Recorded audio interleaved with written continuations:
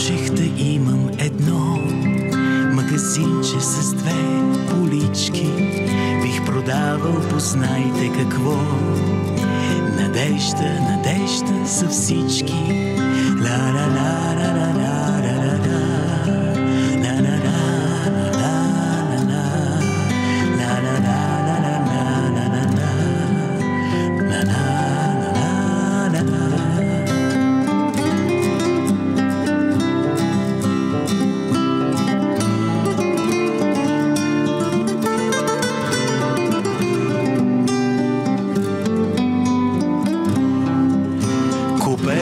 Отстъпка за вас, всеки трябва надеждата има и на всеки бих давал аз, колкото трябва за трима, а на този, който няма пари и само отвънка поглежда, бих му дал без да плаща дори всичката своя надежда.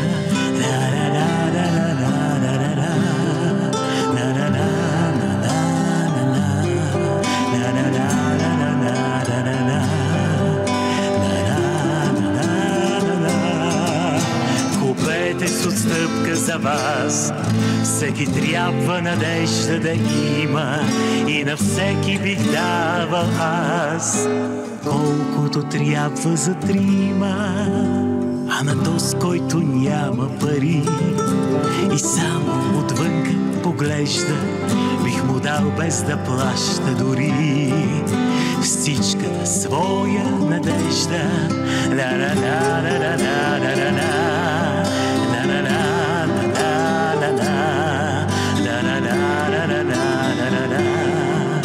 Всичката своя надежда, всичката своя надежда, всичката своя надежда.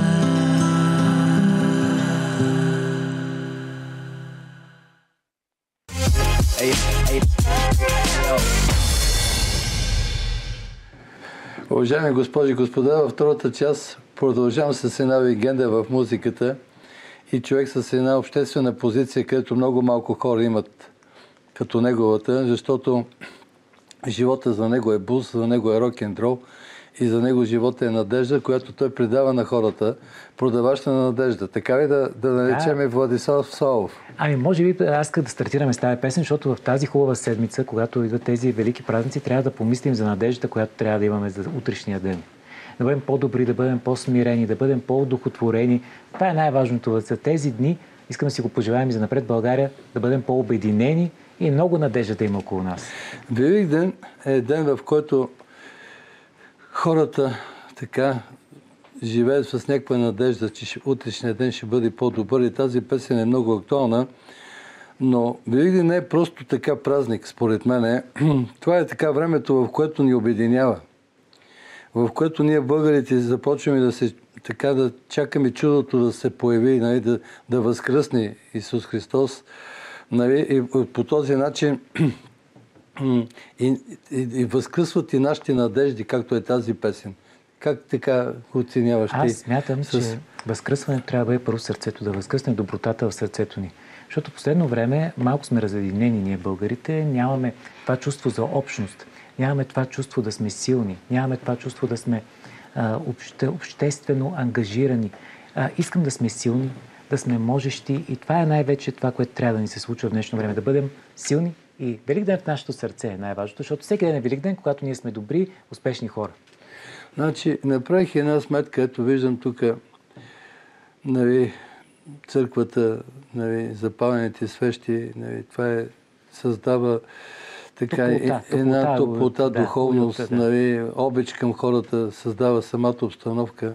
Обаче, нито един черен ангел не е по-пагубен за нас, българите, пък и за хората в света, от тази алчност на хората, която съществува, от тази злоба, която съществува. Защото наистина животът трябва да се намира в тези три думи: вяра, надежда и любов. И наистина, понеже наистина животът е трагично кратък, ние трябва това да го разбереме колкото си може по-бързо и да изживееме на Великден такива оздравителни процеси, че сме грешници на тази земя и че трябва да коригираме това, което в нас е недостатък. Това е времето, в което човек трябва, както казах, да си запави, така да драсне една къчка кибрид и да си запави собствената си клада. Това го казвам още един път, защото светия апостол Павел беше казал и така останаха тези трите: вярата, надеждата и любовта. Ето, това е празника Великден, където трябва всеки ден ние това да го правим. Да живеем с вяра, надежда и с любов към хората, да имаме любов. Това е Великден. За вас как е? Какво е Великден за вас? За мен Великден е едно пречистване, което всеки един от нас трябва да осъзнае какво е Великден като цяло. Великден е едно пречистване, в който Господ е станал вечен. Като се замислите, това е най-важното нещо. Най-вече нашата душа на тая земя, тя е вечната ни душа. И ние трябва да я държим чиста. И това е моето пожелание към хората, да бъдем чисти, да бъдем ангелогласни. Да казваме само хубави работи, да изключим лошите мисли. В днешно време хората станаха малко алчни за живот като цяло. Не алчни за пари толкова, а алчни да имат това, което има другия. Да разбере, че човека им се нуждае само от една ръка пълна с нещо за храна. Няма нужда от нищо друго, защото нищо повече няма да занесе със себе си в отвъдното. Така че трябва, а добротата ще остане вечно. Тя се написва някъде в пространството и тая доброта ни кара и ще остане в сърцата на хората, когато сме добри. Аз това искам да кажа, много в днешно време тези социални мрежи, които ни заобиколиха, и тази енергия малко ни смачква, като се замислите. Нали? Така малко ни смачква всичко това нещо и ни кара да бъдем малко така изострени към всяко едно чувство и всяко едно мнение. Трябва да приемаме това, че ние сме на този свят да правим само добри неща, добри дела. Лошото е, че глобалната доктрина направи така, че в Европа и в България да има една единствена истина. Няма две истини. Няма такова нещо. Според мен вече, както се виждате, ние с вас сме си го говорили много пъти, времената бързо се променят. Истината е на власт имащия в момента. Аз смятам, че ние като вас, аз и вие, например, нас трудно може някой да ни втълпи нещо друго. Ние, когато го мислим, си го мислим и който един е на власт и когато другия е на власт. Ние си мислим това, което вярваме в него, което сме прозряли истината и си вярваме в нашата истина. Колко е вярна, тя вече няма никакво значение. Когато се вижда в това, което показваме, това е така. Понеже така, аз ви уважавам като интелект, духовен човек. Ако има една райска градинка на земята, защото сме на тази вълна, кой заслужава според вас да си почива? Независимо политик, журналист, бизнесмен, няма значение. Кой заслужава да си почива в тази райска градинка? Аз смятам, че всеки човек, като отиде в райската градина, ще се почувства добре. И трябва да се почувства добре там и да види дали ще хване ябълката.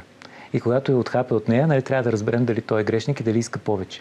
Защото общо взето райската градина е пречистващата градина, тази, която според мен всеки има в къщата си и трябва да помисли за нея.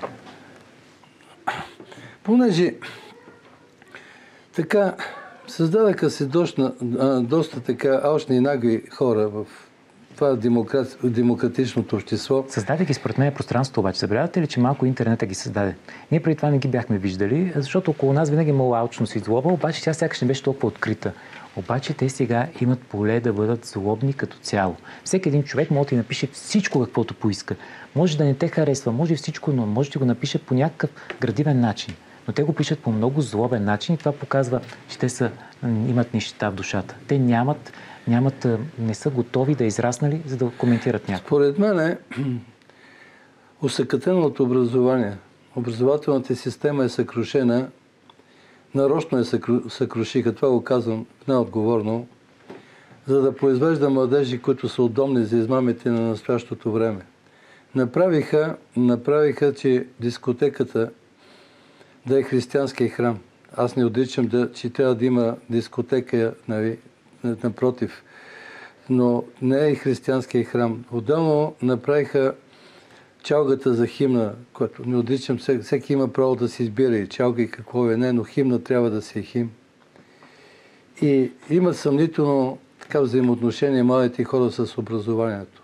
Аз да ви кажа, и затова достигнахме до тук. Модела на поведение е много грозен на тези, които трябва да го правят модела на поведение. Да, това, което те виждат в парламента ежедневно, им прави много лоша услуга. Аз винаги съм казал, че там в парламент трябва да има хора, които да са достатъчно изтънчени и достатъчно добро поведение, защото те го копират. Не само парламента, навсякъде. И навсякъде, но все пак това е новото време и родителите им, те ги правят децата, не е образованието, защото родителите, аз виждам родители, които държат на децата им да бъдат учени, да бъдат добри и да наистина стават успешни хора. Но когато родителят дава лош пример, той показва по този начин, че няма как да върви напред. По никакъв начин. С това поколене, както го възпитаваха до сега, водим война срещу устоите на държавата. Това трябва да се знае от всички тези, които в момента управляват, защото наистина трябва час по-скоро религията да влезе в училище. Униформите трябва да влезат в училище. Учителите трябва да бъдат издигнати на друг пиедестал. Какъвто бяха. Да. Какъвто бяха, какво уважение имахме към учителите си, как ставахме на крака да ги посрещаме, колко бяхме впечатлени от тях. А сега родителите взимат даже и тяхната функция и неграмотни хора, посредствени хора, защото в момента, за съжаление, да си посредствен вече е талон и мяра, и мярка. Това го казвам. А невежеството е поголовно. Ами да, и те се рекламират много в социалните мрежи, колкото си по-невеж, колкото си по-самовлюбен, колкото по някакъв начин показваш простотия, те са най-успешни в обществото. Аз ще ви помоля, имате една песен. Каква е тя? Сте подготвили за Великден специално? Ами за Великден, ако трябва да пуснем сега за Великден песента, тя не е случайна. Тази песен написах сега точно за нашата празнична програма. И тя е песен, която ми изля... така, една нощ си стоях и просто реших, че напиша стих за Великден. Не беше мислено да е песен. И той завършва така: паднал, станал, пак напред. Няма страх, няма нощ. Всяка стъпка твоя път, ти ще бъдеш светъл мост. Вярвай в теб е чудото, Великден свети в твоето сърце. Така завършва тая песен, която написах много бързо и тя е специално за зрителите на Евроком. Да ви кажа, специално за тях е тая песен, да бъдат усмихнати, весели, щастливи, да знаят, че Великден това сте вие. Защото всеки ден е Великден, когато ние сме добри хора, успяваме в този живот. Да я пуснем да я чуем тогава. Добре, Великден, добре. Тази песен, да. Добре.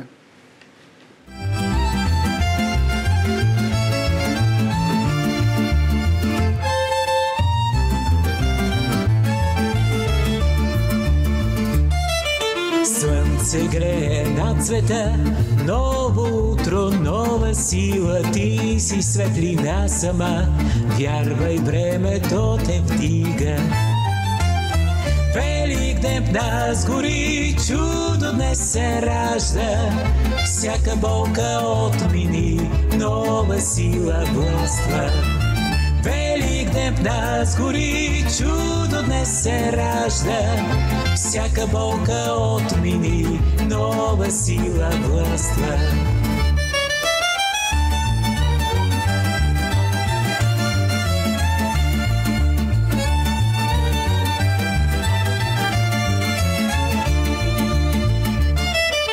Днес камбаните звънят, будят спящите уши, миналото не тежи, полет нов не подари. Великден в нас гори, чудо днес се ражда, всяка болка отмини, нова сила властва. Великден в нас гори, чудо днес се ражда, всяка болка отмини, нова сила властва.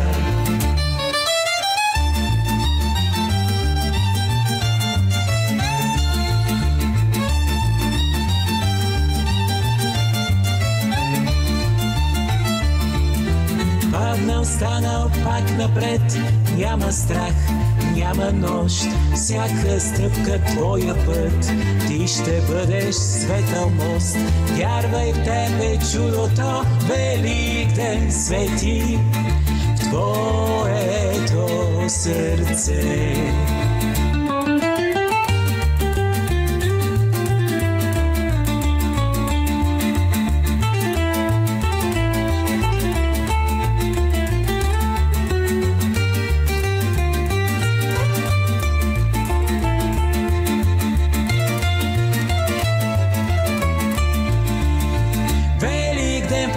Гори, чудо днес се ражда, всяка болка отмини, нова сила властва. идем да сгори, чудо днес се ражда. Всяка болка отмини, нова сила властва. Уважаеми госпожи и господа, имам удоволствие от честа госта в моето предаване да бъде автори на тази песен и на текста, и на музиката. И на музиката. Обаче, който слушам вашите така песни, за мен всичко е синьо небе и издути платна. Разбирате? В момента така го изживявам, защото така, чувствам се като в страната на чудесата, се едно, че живее. Ама така трябва музиката да ни създава добро чувство, защото общо взето, когато толкова сме напрегнати в ежедневието, че моите песни искам да създават хубаво чувство, хубава емоция и така както влияем на вас, влияем на всички наши зрители, които са толкова много. Нали знаете вашето предание колко много е гледано и колко много хора ни коментират постоянно, колко ви харесват, господин Търпоманов, и за мен е огромна чест, когато ме каните тук, защото наистина нивото ви е толкова високо, че да знам такъв колос като вас е голяма чест. Екипа ни е любимия екип. Ама това са невероятни хора. Да, най-добрите ни приятели. Искам да ги поздравя, даже ще стана да им се поклоня звук. Да, трябва. Косио, оператор. Косио, режисьор Антонио. Антонио, нашия приятел, честит празник, Антонио. Емблема в телевизията. Да, най-голямата емблема в телевизията. Асистент режисьор Стойка, скромна дама с голямо така положение. И сърце голямо. И сърце голямо, да. И редактор Ирина. Нашия секс символ на телевизията. Най-добрата редакторка за всички времена, откакто има телевизия Евроком. Да, откакто има телевизия, изобщо измислена. Тя е най-добрата редакторка. Най-добрата редакторка за всички времена. Да, пращаме и клипове през нощта в 12 часа и тя вече е готова да ги вкара в предаване. Да е жива и здрава и сина да е жив и здрав, че много боледуват. От винаги нататък няма да боледуват. Няма, вече ние ще го пречистим. Значи да са живи и здрави, много ги обичам, покланим им се. И да продължим колко ни остана времето с тебе. Нашето време никога няма да стигне, защото винаги е много приятно. Как да го направим с вас живота на хората да стане и бус, и танго, и рок, и всичко, което вие пеете, за шлагера, които ги пеете? Ами то единственият начин е да бъдем добри хора и най-вече да пожелаваме на нашите зрители. Дами и господа, вярвайте, че Великден трябва да го правите вие. Той е в вас самите. И когато вие сте велики на този свят и вършите велики дела, те са доброта и носят ново призвание за всеки един от вас. Искам да ви благодаря за това участие и се обръщам към българския народ и искам да му пожелая да е смел. Преди всичко смелостта, основно качество, върху което се изграждат всички останали. Страха да го примахнат, да обичат хората, да живеят с вяра, надежда и любов. Към цялия български народ. Поне съм много години, преподавам и си ги обичам българския народ и на моменти така изпитвам една горчилка, като наблюдавам някакви прояви на някои хора, но надявам се да става все по-малко лоши хора и да отиваме напред. С тази ваша песен поздравявам цялия български народ, екипа, цялата телевизия, собствениците и всички останали да са живи и здрави. Бог да ги благослови и много да се обичат. Светъл Великден на тебе, сине, по стихове на Георги Джагаров, любимия ни поет.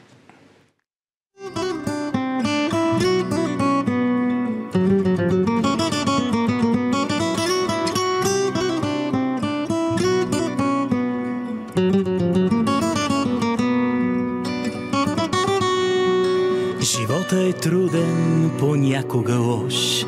Живеем в такива години, но ти не бъди с живота на нощ. Обичай го, вярвай ми, сине. Главата си дръж на високо дори, свикни пред теглото да пееш. И аз ще ти кажа, а ти разбери, по-весело тъй ще живееш. Защото ще видиш навярно реки без вода и гори без листа. Небе равнодушно и черно, след веч ще те води по правия друг. И може би, тъй ще се случи, че някой глупак ще те учи на ум. И може би, тъй ще се случи, клеветник на чест да те учи.